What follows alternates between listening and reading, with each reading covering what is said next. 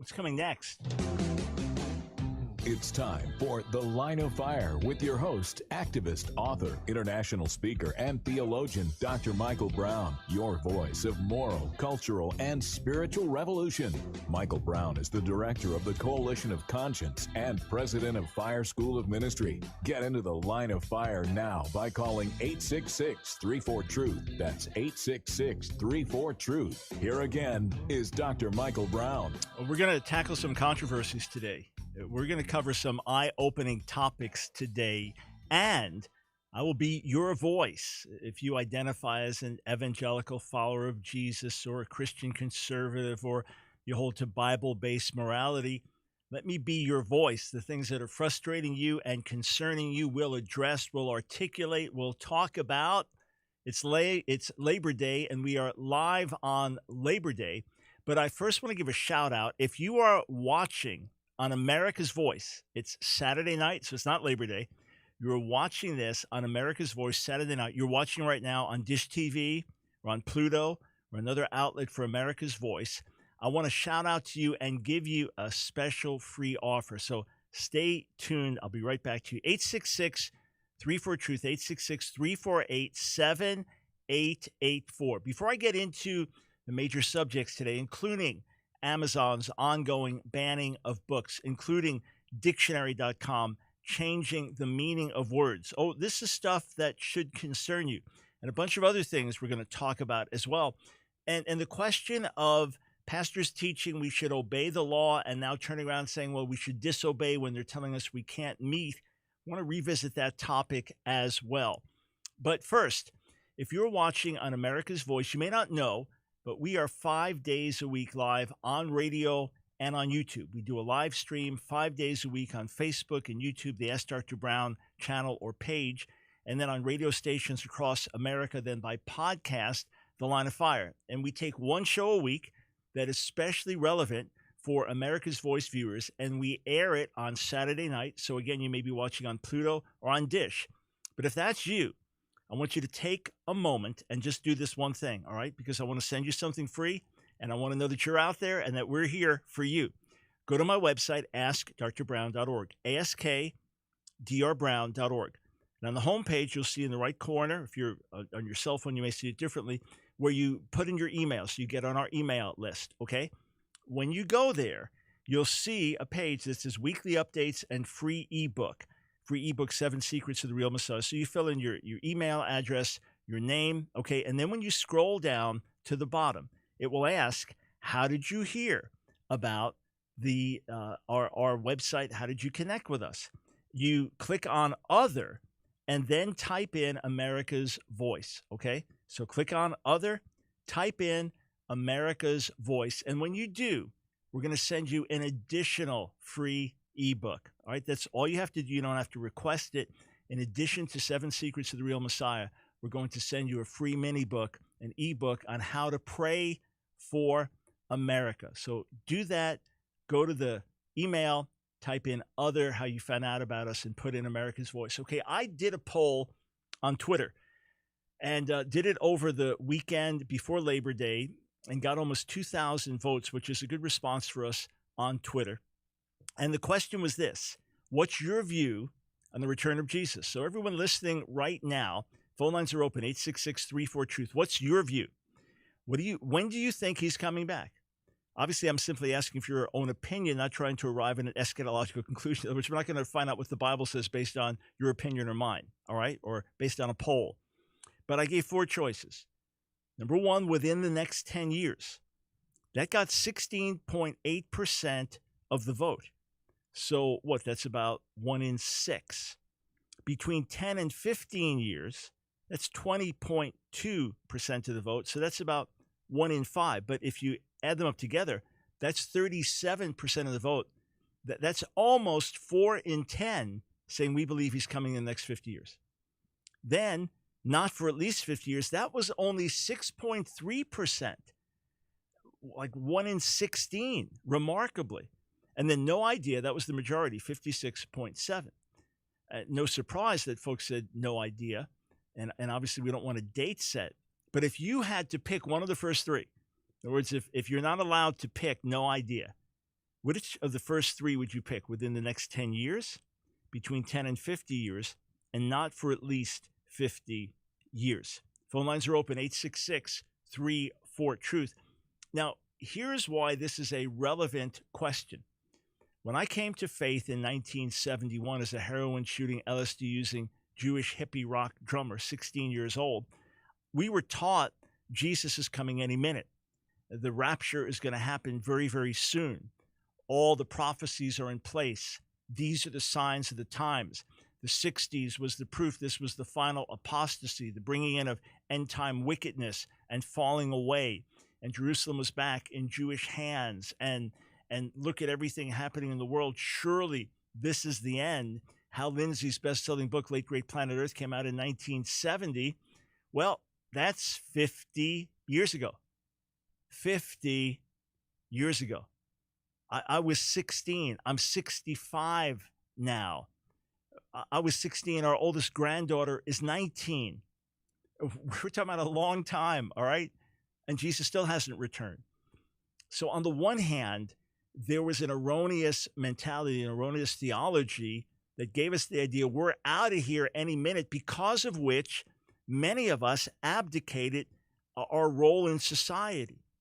After all, if you know Jesus is coming at any minute, you're not going to be thinking 10, 20, 30, 40, 50, 100 years down the line.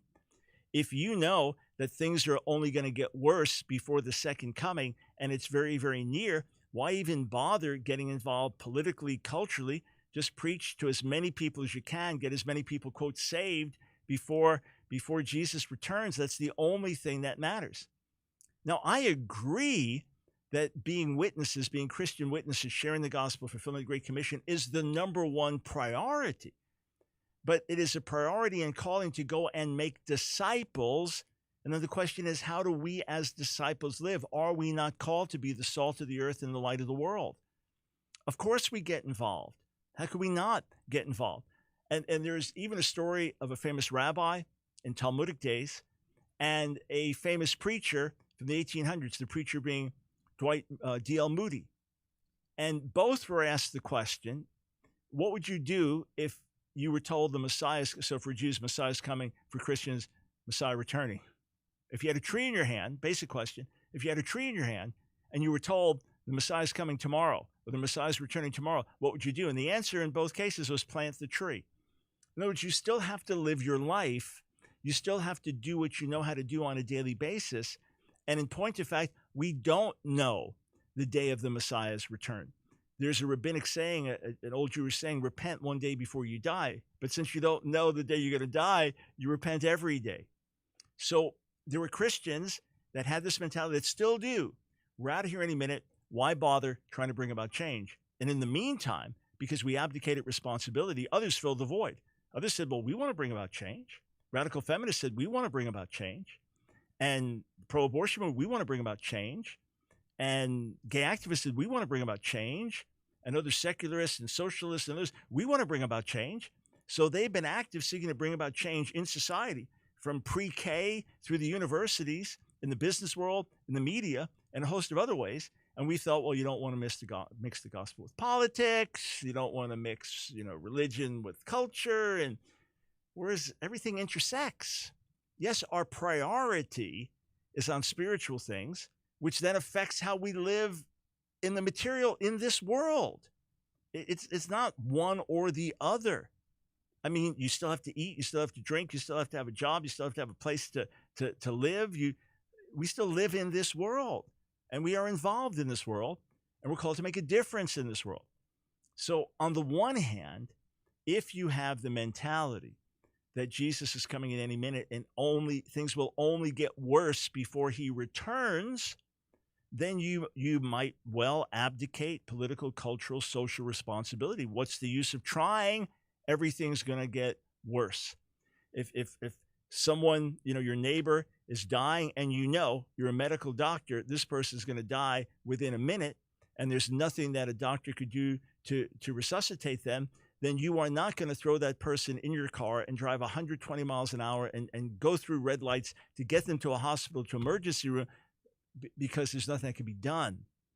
That's the way some of us live, terms of this world, well, there's nothing we could do. It's all going downhill. Well, just show me where it says in the Bible in the year 2020 until the end of the age, it will only go downhill. Just show me the chapter and the verse. And how do we know how much time we have left? Now, on the other hand, we become complacent. We can live like everybody else lives. We can just live in this world. Hey, Jesus isn't coming for another 1,000 years. I mean, we have no idea.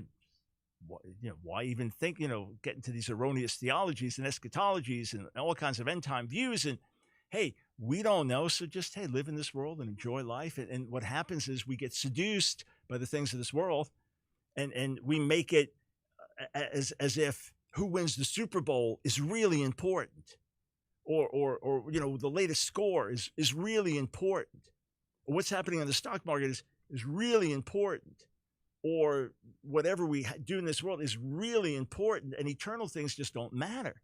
We get so focused in an earthly way that we lose sight of eternity. So what we have to do is we have to live. Here's the way you can boil it down. We have one life. That's it. One life. Maybe 80, 90 productive years. Who knows? That'd be a nice, long, full life, right? Being productive that many years. We have one life to live. And after that, whatever we do in this world will have eternal implications for good or for bad. That means what happens in this world is very important. And the role we play in this world is very important. And we want to live in a way that makes sense in the light of eternity.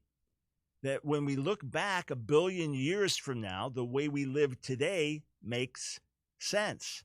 So there is an urgency with it. And of course, we don't know the exact time of the Lord's return, so we always live in readiness. But in point of fact, there's a sense of urgency because there's only one life, and people are dying, and there's pain and suffering in this world, and their eternal lives at stake, or eternal fates at stake. This is reality. So we live with a certain urgency, but we don't live with this any second, he's returning, and it's all going to get worse. Therefore, we don't do anything, or just, whatever, just live in this world and become complacent. So let's live with a holy urgency, and let's make a difference for the gospel. Let's make a difference for God in this world. God's ways are best for everybody, politically, socially, culturally, educationally. To the extent we can follow his wisdom, things will go the way they're supposed to go. All right, we come back, we'll talk about Amazon banning books and dictionary.com changing the definition of words. We'll be right back.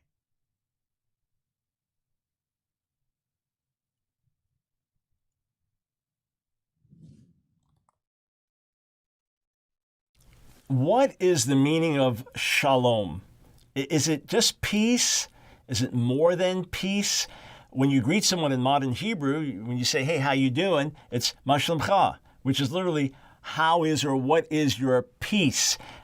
How are you doing? But we use the word shalom there broadly. When you greet someone, shalom. When you leave, shalom. So it can have so many different meanings in modern Hebrew, but biblical Hebrew, what does it mean? Well, the root primarily does not have to do with peace, but with completeness or wholeness. A part of the root can be used for repaying or something like that, recompense. So the word itself is not about rest or peace as much as fullness, wholeness, completeness.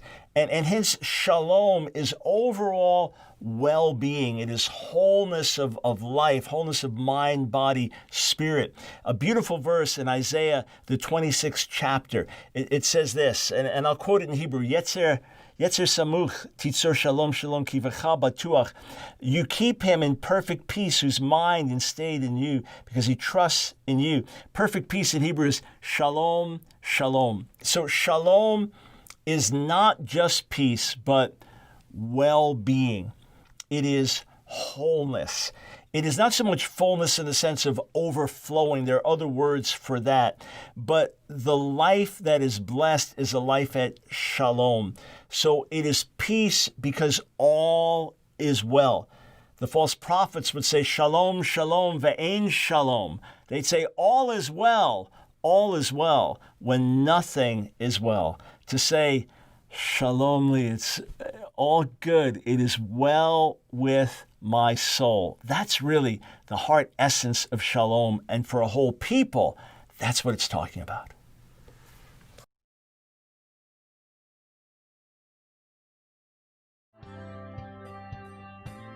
It's The Line of Fire with your host, Dr. Michael Brown. Get into the line of fire now by calling 866-34-TRUTH. Here again is Dr. Michael Brown. Thanks for joining us today on The Line of Fire, 866-34-TRUTH. What's your view on the return of Jesus? If you had to pick, you can't say, I have no idea. If you had to pick, I believe he's coming within the next 10 years. I believe he's returning between 10 and 50 years, or at least 50 years from now. We'll go to the phones shortly. All right. Amazon has been doing this increasingly. It is dangerous. It is a bad precedent. It is absolute discriminatory practice. And as much as I've enjoyed being an Amazon customer for many years because of everything they provide, and their customer service has been terrific, so I appreciate ways that the company operates. And our own ministry, you can actually donate to via Amazon, a tiny percentage of all sales they put away for donations. I appreciate a lot of good that they do, but they've taken some really, really dangerous political stands. For example, the Alliance Defending Freedom, one of the premier legal organizations in America, one of the top Christian legal organizations, is deemed a hate group by Amazon because of the SPLC listing, SPLC itself being a hate group. And because of that, if you want to designate your donations, percentage of sales to them, you can't do that on Amazon. Amazon started banning books having to do with so-called conversion therapy. So if you're an ex-gay and you shared your testimony and how counseling helped you, that was banned, or books by counselors. Well, just got a note the other day from Amy Contrada from Mass Resistance. And she is the author of a large compendium called The Health Hazards of Homosexuality. And the book endorsed by prominent physicians. And she says, Mass Resistance reports, cancel culture, our renowned health book suddenly banned by Amazon after 3.5 years of successful sales. The Health Hazards of Homosexuality, endorsed by prominent physicians, suddenly deemed offensive. Used around the world for hard-to-find accurate information. Wait till you see what Amazon does not consider, in fact, offensive. You can take action, see below. And she breaks this down, then says why this book is important. The mainstreaming and normalization of homosexuality has created a public health crisis affecting us all. This book documents in detail the enormous public health problems, both medical and psychological, associated with homosexual behavior. Then goes on from there and then lists bunches of books that Amazon does not consider offensive. You say, well, that's offensive to talk about health hazards of homosexuality. What is offensive to talk about health hazards of smoking? Isn't that something that every pack of cigarettes has to have on it? It used to be advertised, promoted, you even have medical doctors talking about, oh, yeah, you look at the old ads, it's funny, but it's pathetic because they're telling people something unsafe was safe, all right? So here's a book that's documenting things, that's giving medical information, psychological information, access to journals, and that's what it's doing. It's not on every page saying you're going to hell if you practice homosexuality. It's not quoting scripture page after page. It's saying, look at the health hazards. These are real. Why is that deemed offensive? Well, it is offensive if you want to celebrate homosexual practice. It is offensive if you want to say there are no negative consequences. It is offensive if you are wed to celebrating this, but if you are wed to truth and facts, it's not offensive. It's helpful information. Oh, but hang on. Even if it is, quote, offensive, you know how many titles on Amazon are offensive to millions of people for different reasons? I'm not sure you can find thousands and thousands of titles of all kinds that just looking at the titles like, oh, that's offensive to me. But Amazon publishes it because it's a publishable book and it doesn't break certain laws. So you say, well, Amazon's independent. They can do what they do. It's a dangerous precedent, and we need to draw attention to it. I wrote an article about this. When was it? July 4th, 2019. Will Amazon ban the Bible next? And I explained there, in a very disturbing move, Amazon has removed the books of Dr. Joseph Nicolosi, the psychologist whom critics have dubbed the father of conversion therapy, In other words, for claiming that sexual orientation is not innate and immutable, and for claiming that change is possible, Dr. Nicolosi's books must be banned. This leads to the logical question, will Amazon ban the Bible next? There's no hyperbole there. After all, it's the Bible that condemns same-sex relationships, and the Bible that speaks of those who once practiced homosexuality, but do so no more. 1 Corinthians 6, 9 through 11. These people today would be known as ex-gays, and it was Dr. Nicolosi's life work to help people with unwanted same-sex attraction, to sit and talk with them and help them. Why then should Amazon ban his books but continue to sell the Bible, which provides the theological underpinnings for Dr. Nicolosi's scientific work? Here's another example. Christian Post reported this, June 22nd of this year, June 22nd, 2020. Amazon bans ads for a book on how transgender ideology harms girls and young women. Hear that again. Amazon bans ads for a book on how transgender ideology harms girls and young women. And the story by Brandon Showalter explains that one online retail giant, Amazon, has disallowed a publishing house from buying ads to promote a new book critical of transgender ideology that points out its many harms on young girls. Regnery Publishing, which is one of the world's largest conservative publishers, a Washington, D.C.-based conservative company that is publishing journalist Abigail Shrier's new book, Irreversible Damage, The Transgender Craze Seducing Our Daughters, announced Sunday that they could not bid on ad space on Amazon to promote the book. Wow. So Amazon bans books saying change is possible. Amazon has now banned a book outlining health hazards of homosexuality. Amazon has banned advertising for an important book, and all these books are important that I've just mentioned, for an important book about this transgender craze. It's just sweeping through. You'll have groups of teenage girls all identify as transgender together, and then you have younger people that are getting on hormone blockers. There are things that can ultimately sterilize them for life. You have little kids making decisions where their parents saying, yeah, go ahead if that's how you really feel. Kids getting sex change surgery, they're still teenagers. Then a few years later saying, what did I do? I mean, you got a healthy young woman who's 20, has a double mastectomy, thinking, why did I do that? Or they're now sterile. What did I do? And there are more and more of them coming out with their painful and horrific stories. This is important. And Amazon says, no, you can't advertise the book. They didn't ban it, but they said you can't advertise it. Did I not say for the last 15 years that those who came out of the closet want to put us in the closet, want to silence our voices? This, friends, is the reality. If you don't push back, this could well affect your kid next. In fact, a major poll from California indicated that the vast majority of parents in California do not support giving drugs or sex change surgery to teenagers and young people that will sterilize them for life. Obviously, there are tremendous dangers inherent with this. Interestingly, and I'm not playing this to play political ads saying don't vote for Biden, vote for Donald Trump, or don't vote for this candidate in Michigan, but vote for the Republican candidate. I'm playing this to say I am glad that this is being made a political issue. Check out these two ads that are now running in the state of Michigan. Here's the first one. As a young teen, I felt I should be a woman. 17 years later, I felt I should be a man again. Treatments to change the gender of a minor so that you cannot go through puberty causes damage. Sex change surgeries at 15 years old. This is legal child abuse. Gary Peters and Joe Biden support gender change treatments for minors? It's not okay. Yeah, it's not okay. It's not okay. Again, I'm not playing it as a political ad.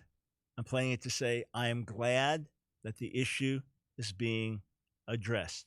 By all means, we want to have compassion on kids and adults who struggle. By all means, we want to do everything in our power to help them find wholeness from the inside out without drugs and radical life-altering surgery. By all means, we want to be long-suffering and do our best to have empathy and pray and work with folks and be patient. By all means. And by all means, we want to expose the dangers, and we want to expose the inequality, and we want to expose the fundamental attack on women and young girls with this as well. Here's the other ad. All female athletes want is a fair shot at competition, at a scholarship, at a title, at victory. But what if that shot was taken away by a competitor who claims to be a girl but was born a boy? Senator Gary Peters and Joe Biden support legislation that would destroy girls' sports. They call it equality. Really? That's not fair. Not fair at all. Vote against Gary Peters and Joe Biden. They are too extreme for Michigan. Again, I'm not playing that as a political ad. I'm playing that to say I am glad the issues are being raised. Candidate Joe Biden has said that transgender rights are the civil rights of our day. Many feel that way. Others, like me, differ with that very deeply. Once more, we have compassion on those who struggle. We don't say, what's the matter with you? You're just stupid. Look, I can't imagine the inner turmoil and pain that people have lived with, the confusion and the sense of frustration and things are not right, and how sex change surgery or hormones seem to be the only way out. You know, one man said to me it was either that or suicide. I am not minimizing the trauma, the pain. I'm simply saying there is a better way, and I'm glad that this is being addressed. And if Amazon and others are trying to stifle the message, all the more do we need to raise our voices and let our voices be heard and tell the Amazons and the other outlets, you do not have the right to censor this. You are being unfair, you are being discriminatory, and you are hurting people in the process. And if it's, quote, your right as a bookseller to sell what you want, it's our right to say, well, we'll take our business elsewhere.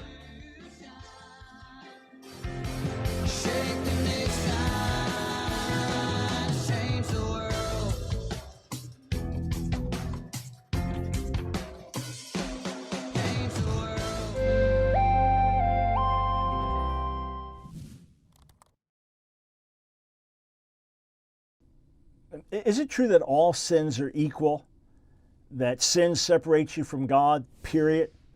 That Jacob teaches that if you break one commandment, you break them all. You're now a lawbreaker. If you commit adultery, well, you've broken the law, therefore you're a lawbreaker, and all sins are equal. Is that true? Well, no, it's not true that all sins were equal, and nowhere does the Bible teach that all sins are equal.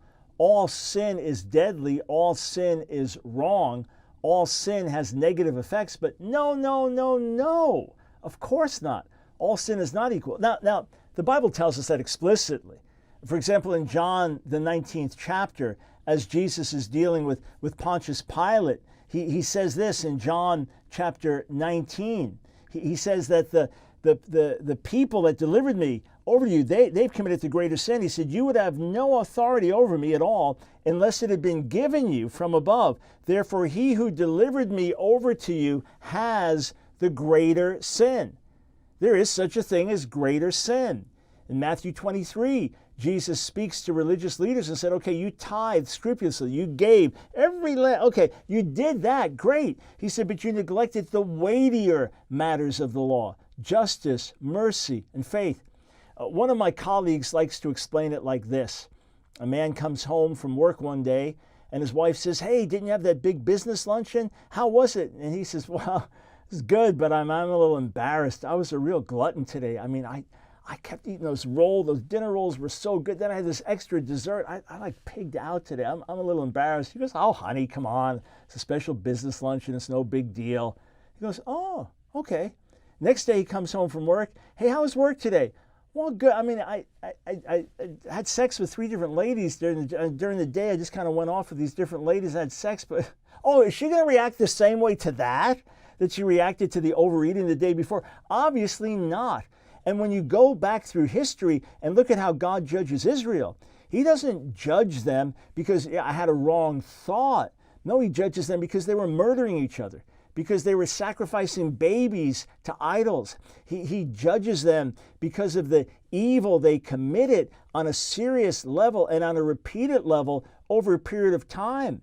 Which is worse, if I think a wrong thought about someone, or if I carry out that thought and then I carry it out repeatedly? Obviously, all sins are not equal. Jesus died for all of our sins because sin, period, separates us from God. But no, all sins are not equal. Common sense tells you that. The Bible tells you that as well. Even speaking of some sins that are unto death in a unique way. It's The Line of Fire with your host, Dr. Michael Brown, your voice of moral, cultural, and spiritual revolution. Here again is Dr. Michael Brown. Friends, we need it. We need a gospel-based moral and cultural revolution. America's at a tipping point. America's about to go over the edge. Interestingly, both parties are saying this is the most important election. If you want to save America, you have to vote Democrat, you have to vote Republican. My take is that even with Donald Trump reelected 4 more years, that doesn't save America. It just gives a bit more of an opportunity for freedom of speech and conscience and religion, where the church better start doing its job and living out according to its convictions, and quit being hypocritical and superficial and cowardly, and stand up and speak up and do what's right and impact the world around us. Otherwise, we're in big, big trouble. 866-348-7884. Before going to the phones, just want to do another quick shout out for everyone watching on America's Voice channel. So you're watching on Pluto TV or Dish Network, and it's Saturday night where you are. This is a live Labor Day show, but you're watching it on Saturday night. This is our live daily broadcast, and we take one of our shows and air it on Saturday night on America's Voice. So if that's you, if you just channel surfed and found us, or watching intentionally, maybe you've been watching the few weeks that we've been on now, then we'd love to be in touch with you. We'd love to know you're out there. Okay, so here's the simplest way to do it. If you go to my website, AskDrBrown.org, you'll find thousands of hours of free resources, of articles, videos, teachings, debates, all kinds of stuff. You'd spend years digging in the material there, AskDrBrown.org. But we want to send you 2 free ebooks. So here's what you do. These are mini books, easy reads, very powerful. Go to my website, AskDrBrown.org. You see where it says, put in your email, all right? So to get on our email list, click on that, and that'll bring you to a page that says weekly updates and free ebooks. So automatically, everybody gets 7 Secrets of the Real Messiah, a real eye-opener for you. Scroll down to the bottom after you fill out name, address, if you want to put address in. If you fill that out, you go down to the bottom, you'll be asked, how did you find out about our website? And click on Other, all right? And then type in America's Voice, all right? America's Voice. And when you do, you don't have to ask for anything. We're going to send you an additional free mini book, which is How to Pray for America, all right? So go to sign up for the emails, go down to the bottom, Other, where you tell us how you found out about the website, and then just put in America's Voice, because we want to be in touch with you. We want to be of help to you. We want to serve as your voice of moral, cultural, and spiritual revolution. Before we take you to more disturbing news, disturbing, but these are things that should cause us to be awakened to action, things that should stir us to take a stand and speak out. I've asked the question, tweeted it over the weekend, when do you believe Jesus is returning? You believe it's within the next 10 years, or between 10 and 50 years, or after 50 years? Well, 56.7% said no idea. Only 6.3%, so about 1 in 16, said not for at least 50 years. And then 16.8% said within the next 10 years, 20.2% between 10 and 50 years. That means 37%, so almost 4 out of 10, believe Jesus is coming within the next 50 years. I want to get a few takes from you, and then we'll get over to dictionary.com and their new vocabulary. So we go to Mickey in Rockford, Illinois. What's your take, Mickey? So, first of all, Dr. Brown, I want to say that I'm so thankful for you, for your ministry, for everything that you help represent. And my personal take is that I think he's not coming for at least 50 years. Mm-hmm. I listened to Jeff Durbin on Allie Beth Stuckey's podcast, and he makes a compelling argument for post-millennialism, and he says that he thinks that the church is in its infancy, and so that's probably the way that I would lean right now. Got it. So the post-millennial view would say that the church, through the preaching of the gospel and godly living, will impact and influence the entire world until the entire world comes into obedience to God, and basically the kingdom of God is unveiled through the preaching of the gospel. And at the end of that, Jesus returns. That would be the basic view, correct? Got it. Hey, Mickey, Yeah. Thank you for the kind words, and thank you for weighing in. I appreciate it. 866-34-TRUTH. Let's go to Orlando in High Point, North Carolina. You're on the line of fire. What's your take? How you doing, Dr. Brown? My take is, when he was here, he left 33 years after. So if he was born on 6 BC, more likely, first of Nisan, I would think that he'll come back around 2027. That will bring us to the brink of the tribulation, if there is a tribulation.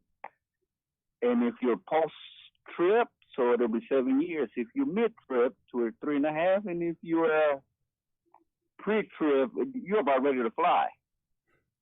All right, and let me ask you this, Orlando. How do you get the 2027 date?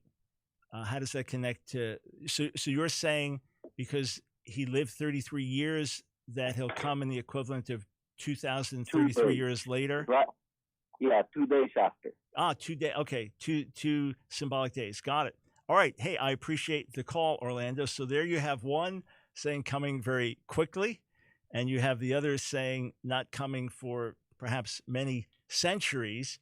So where does that leave us? Well, keep studying Scripture, but it leaves you with this. Here's what we know. We have one life. We have one life. That we know. We have one life, after which we will be accountable to God. There is no reincarnation. There is no transmigration of souls, as mystical Judaism teaches. There's not coming back over and over until you get it right. Nope. That's not biblical truth. And whatever. It's a whole other subject, but we're not going to go there. But what we do know is we have one life, and we have one life to live for the Lord. The famous words of C.T. Studd, only one life, 'twill soon be past. Only what's done for Christ will last. If you want to weigh in, by all means, give us a call. I'm not going to argue with you. That's not my point, to debate the issue, but to get your take. I wrote something a couple years back when InfoWars was censored by YouTube. And I'm not an InfoWars fan. I've only listened to Alex Jones a little. I'm not an InfoWars fan. I know he's very popular in some circles, but I've never been into InfoWars, all right? Sometimes they're reporting. There'll be some great articles that really expose some things going on, but otherwise, I'm not an InfoWars guy, okay? So it's not like when InfoWars was picked on, they're picking on my guy or my team or my camp. But I had a real issue because my question was, what's coming next? And many of you know the famous poem by Martin Niemöller. You know, first they came for the socialists. I wasn't a socialist. I didn't speak out. They came for the communists. They came for the Jews, whatever the order is. And I didn't speak out because I wasn't a Jew. I wasn't a socialist. I wasn't a communist. Then they came for me. And there was no one left to speak for me. And if you read biographies of Dietrich Bonhoeffer, Niemöller opposed Nazism, but he wasn't willing to take radical steps enough. He didn't recognize how wrong things were or how compromised much of the Lutheran Church was until it was too late. So I wrote this saying first they came for InfoWars, and I did not speak out because I found them offensive. Then they came for Geller and Spencer, meaning Pamela Geller and Robert Spencer. Then they came for Geller and Spencer, and I did not speak out because I found them obnoxious. Then they came for PragerU, and I did not speak out because I found them opinionated. Then they came for a host of others, and I did not speak out because I have my own life to live. Then they came for me, and there was no one left to speak for me. We bring these issues up because it's going to come your way. It is going to come your way. It is going to knock at your door. You will be impacted. You will be affected. Therefore, we need to do what's right. But either way, we need to do what's right because it's right. So, dictionary.com. Are you ready for this? Here's the gay website, out.com, celebrating the news. Dictionary replaces homosexual in largest update ever. Now, by the way, I find it revealing. This website, out.com, has a menu across the top on my screen saying editor's pick, fashion, popnography, entertainment, news, and opinion television, that there's a play on words of pornography, popnography, obviously, pop news, whatever. Dictionary replaces homosexual in largest update ever. So here's what the story says. Dictionary.com has issued a massive update, altering more than 1,500 entries on its site. The changes, which comprise the largest update ever to the resource, are mostly aimed at putting people first and respecting and reflecting the relationship language has with society and its values. The unprecedented events of 2020, from the pandemic to the George Floyd protests, have profoundly changed our lives and language, they wrote in the post. Among the changes, Dictionary.com capitalized Black when referring to a race or culture and made it its own entry, in addition to improving language around addiction and suicide. Now, my obvious question is, maybe we can check this during a break, did they do the same with white or with red or yellow or anything else that was referring to a race? Or brown? There's only Black that gets capitalized. I have a problem with that. If you want to capitalize anything having to do with race, black, white, brown, fine, just be consistent. In addition to improving language around addiction and suicide, words like jabroni, MAGA, goat, and contouring were also added. But a large contingent of changes had to do with the LGBTQ plus community. And of course, the acronym has to keep growing, LGBTQ plus. Capitalizing Black joins many other dictionary-wide efforts to put people, not practices, first and ensure our definitions reflect and respect how people use language. One of those changes was to replace references to homosexual and homosexuality with gay, gay man, gay woman, or gay sexual orientation. As such, the definition of gayness is now gay or lesbian sexual orientation or behavior, as opposed to homosexuality. That change impacted over 50 entries. So there's not a contrast now between homosexual and heterosexual. Perfectly good descriptive words. Speaking of attraction to the same sex or attraction to the opposite sex. No, now it's gay or lesbian. And I imagine that must be contrasted with straight or maybe non-gay or non-lesbian. Listen, friends, you start playing with words. You start saying what words can be used and not used. Now, what if you want to write? What if you're writing a book and you go to use the word homosexual, heterosexual? Oh, no, that's not a lot. Well, so now I have to use the word gay or lesbian. What if I don't want to? What if I don't think that's the best description? What if I want to use a word that has a historic meaning in the last century plus? Forbidden. Friends, not just banning books, it's telling you what words you are to use and not use. This is dangerous.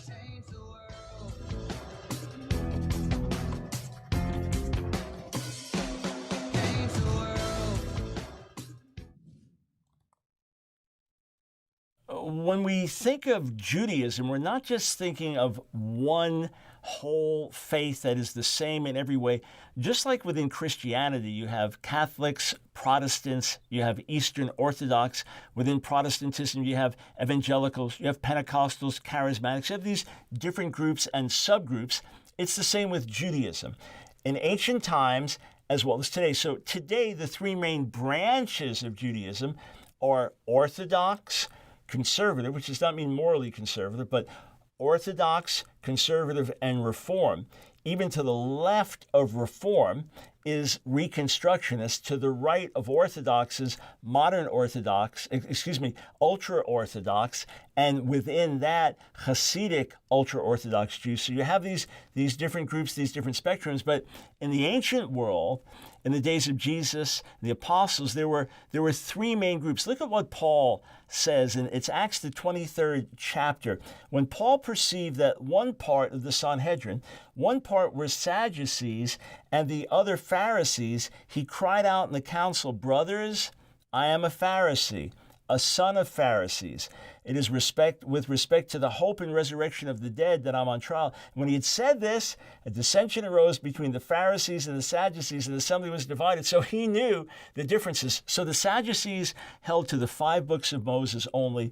They did not believe in the future resurrection of the dead. They were temple-based. The Pharisees believed that they had oral traditions that were passed on through the generations. They ultimately said going all the way back to Moses, and they wanted all Jews to live in a sense of ritual purity security, and they established synagogues in different areas. They're the ones that survived. Orthodox Jews today can trace directly back to the Pharisees. And then the Essenes, Qumran, Dead Sea Scrolls, they separated from the other groups and lived in a monastic way. Dr. Michael Brown, your voice of moral, cultural, and spiritual revolution. Get into the line of fire now by calling 866-34-TRUTH. Here again is Dr. Michael Brown. Friends, there was a reason that Canadian professor Jordan Peterson, before he became internationally famous as a conservative intellectual, there's a reason that he pushed back at his university in Toronto when he was told if a student wants to identify as she, even if the student's a biological male, you must call the student she. If the student wants to be called by another pronoun, you must do that. There's a reason he pushed back. It was not simply that he rejected the ideology, but having studied communism for many, many years, he understood the thought police. He understood the danger of controlled speech. And that's the biggest reason he pushed back against it. I just typed in the words in a search, he who controls language, and a bunch of quotes came up. He who controls language controls the masses. He who controls language controls thought. Whoever controls the language controls the conversation, controls the debate. In George Orwell's 1984, he who controls the language controls the argument. So for many years, it was considered wrong, politically incorrect to say homosexual. And we were told, no, you must say gay or lesbian. Now, I would use terms gay or lesbian for two reasons. I would also refer to homosexuality when appropriate, but I would refer to gay and lesbian for two reasons.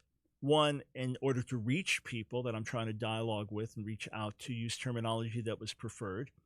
And the other, for the larger audience that was secular, that didn't share my conservative religious beliefs, I just wanted to talk in terms that would get us into the conversation together. So on the one hand, trying to reach gays and lesbians and have a reasonable discussion. On the other hand, just the general wider audience, why push them away unnecessarily? Let's get to the truth of matters, and if that pushes you away, fine. But bottom line is that it really didn't do any good. Oh, it's helped me to reach people individually, for sure. That's been positive. But I'm still vilified. I'm still hated. I'm on the hate list from SPLC to GLAAD to HRC, etc.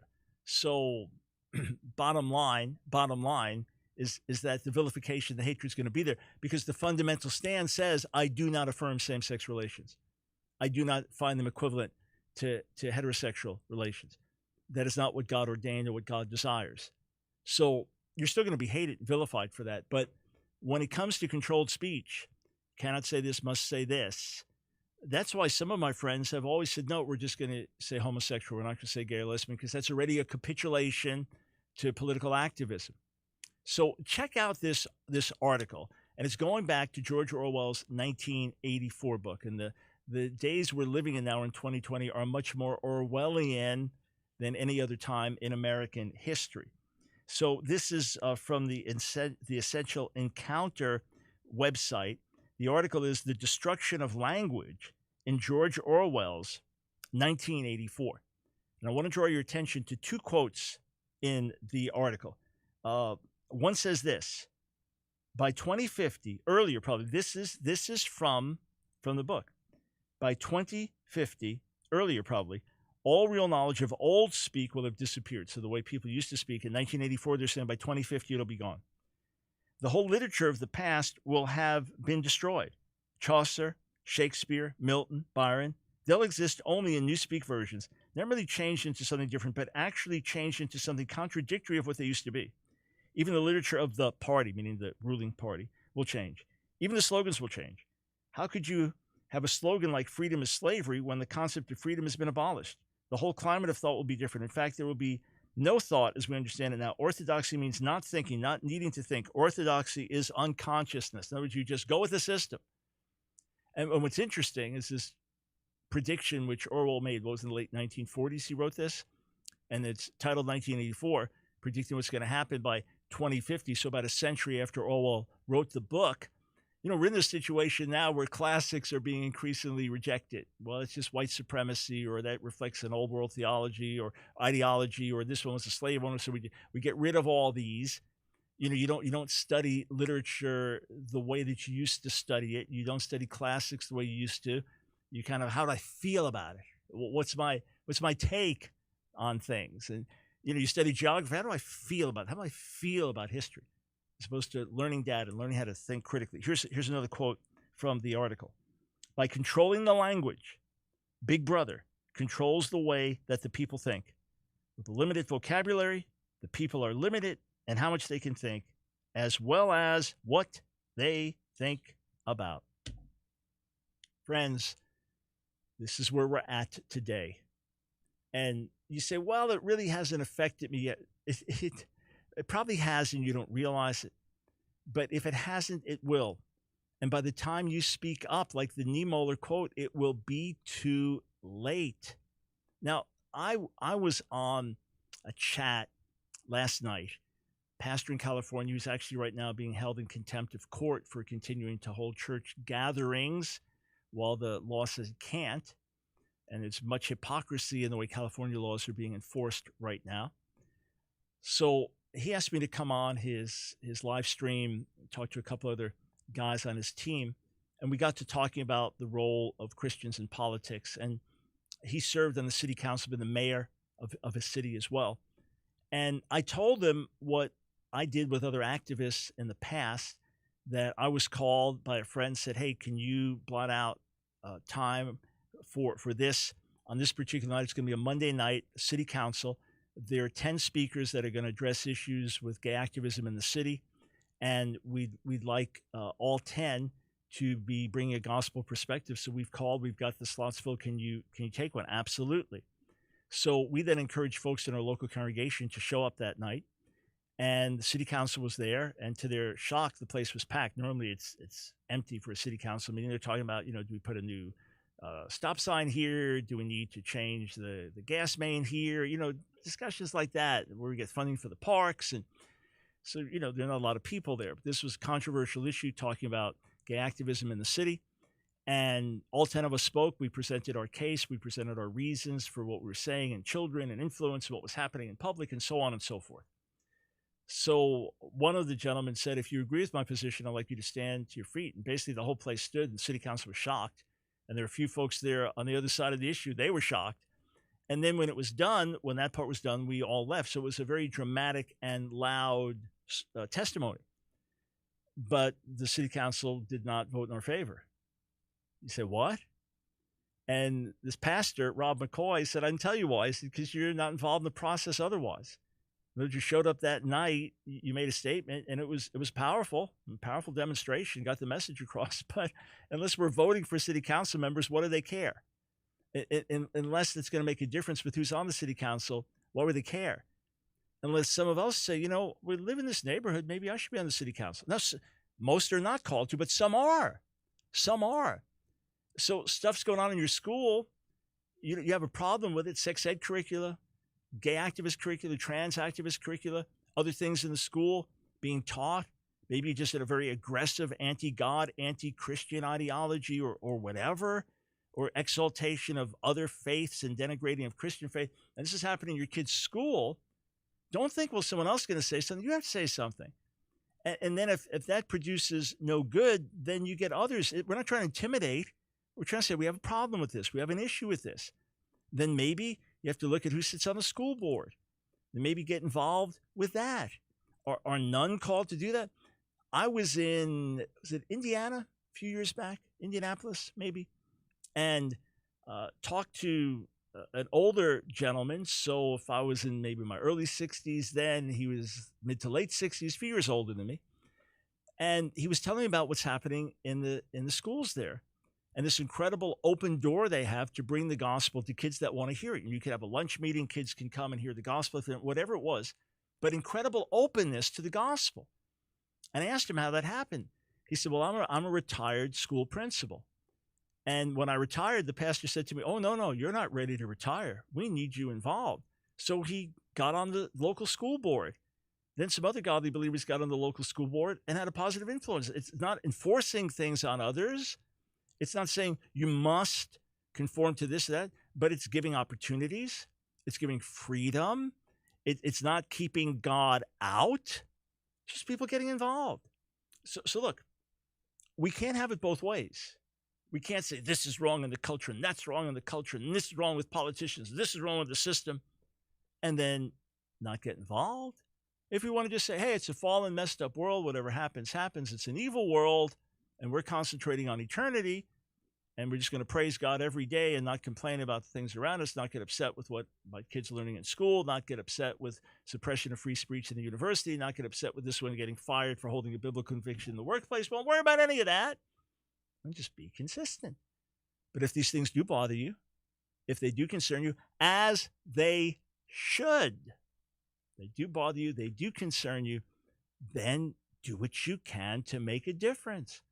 One prays, one teaches a Bible study, another runs for local office, another becomes a school teacher, another leads up a community action group with concerned parents. Everybody does what they can do. And together, we make a real difference. And friends, it's my calling to be a voice, and not only to teach and preach the gospel, to call non-believers to believe, but also to bring gospel principles into every area of our society and our culture. Don't forget to meet me at the website, AskDrBrown.org. Sign up for our emails. We want to be in touch with you.